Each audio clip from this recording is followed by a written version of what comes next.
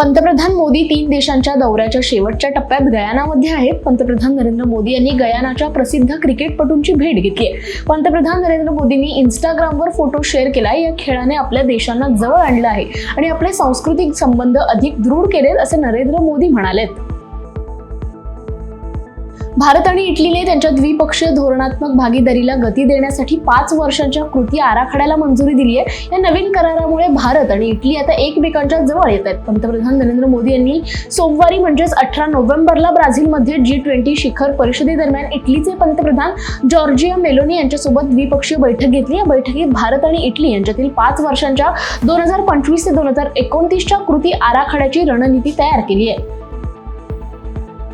नुकतीच ब्राझीलच्या Rio the जेनेरिओमध्ये G20 शिखर परिषद पार पडली. यावेळी पंतप्रधान नरेंद्र मोदींनी या परिषदेसाठी उपस्थित राहिले होते. त्यांच्यासोबत भारताचे परराष्ट्र मंत्री एस जयशंकर देखील या परिषदेसाठी गेले होते.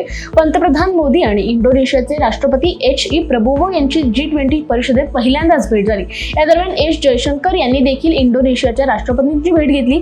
या भेटीदरम्यान इंडोनेशियाचे राष्ट्रपती यांनी H.E. प्रबोवो सुबियांतो यांनी जयशंकर यांचं कौतुक केलंय.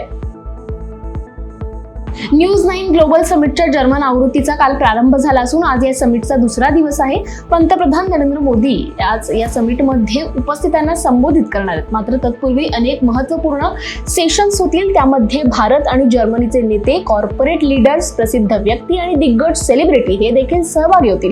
या जागतिक समिटमध्ये आज ग्रीन एनर्जी, AI, डिजिटल अर्थव्यवस्था, कौशल्य विकास इत्यादी अनेक मुद्द्यांवर चर्चा होणार आहे. गोवा राज्याच्या किनारपट्टी भागात मासेमारी जहाज आणि भारतीय नौदलाच्या पाणबुडीची टक्कर झाल्याची घटना घडली आहे. जहाजावरील 11 जणांना वाचवण्यात यश आलं असून आणखी 2घांचा शोध घेतला जातोय. या घटनेनंतर जहाजावरील लोकांना शोधण्यासाठी आणि त्यांना मदत करण्यासाठी भारतीय नौदलाने तातडीने शोध आणि बचाव मोहीम सुरू केली आहे. भारतातील प्रसिद्ध उद्योगपती गौतम अदानी यांना लागोपाठ दुसरा धक्का बसलाय. केनिया सरकारने अदानी समूहाला दुसरा झटका दिलाय. केनिया सरकारने अदानींच्या प्रस्तावित विमानतळ विस्तार आणि ऊर्जा प्रकल्पांना रद्द केलंय. या प्रकल्पासाठी अदानी समूहाने बोली लावली होती. ऊर्जा क्षेत्राशी निगडीत प्रकल्पाची किंमत $700 दशलक्ष तर ऊर्जा प्रकल्पाची किंमत $1.8 अब्ज असल्याचं सांगितलं जात आहे.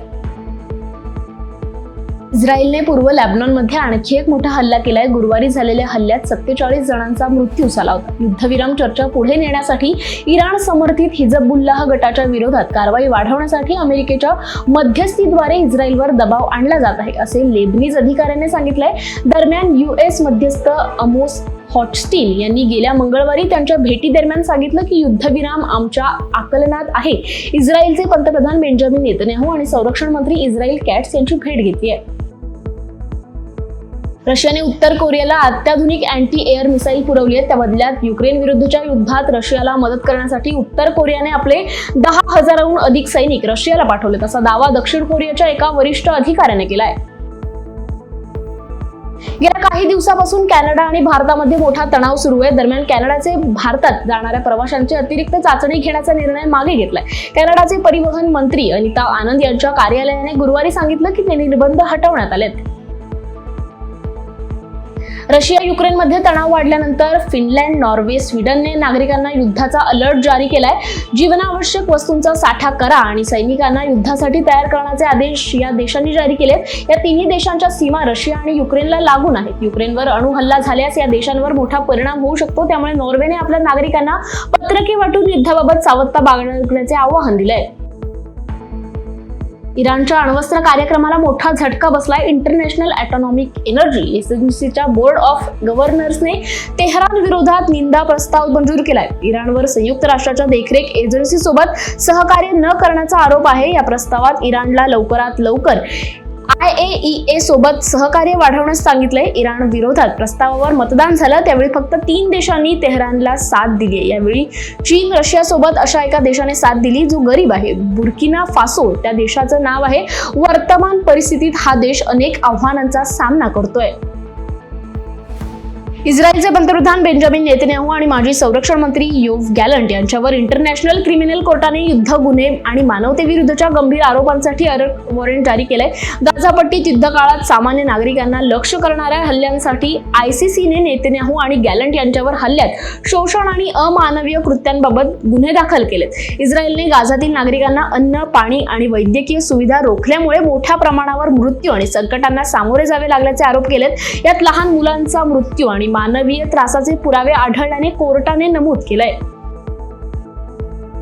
भारत अंतराळ क्षेत्रात एक मोठी कामगिरी करण्याच्या तयारीत आहे. भारतीय अंतराळ संशोधन संस्था अर्थात इस्रो 2 स्पेस स्टेशन तयार करणार आहे. हे कार्य पूर्ण झाल्यास भारताला या क्षेत्रात मोठं यश मिळेल.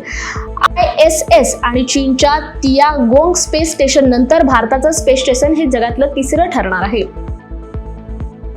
भारतीय क्रिकेट वर्तुळातून मोठी बातमी समोर आली आहे. IPL स्पर्धेच्या 18व्या मोसमाची तारीख समोर आली. IPLच्या आगामी हंगामाला 14 मार्च पासून सुरुवात होणार आहे, तर 25 मे ला अंतिम सामना खेळवण्यात येणार आहे. अर्थात चॅम्पियन्स ट्रॉफी फायनल नंतर अवघ्या काही दिवसांनी IPLच्या 18व्या मोसमाचा थरार रंगणार आहे.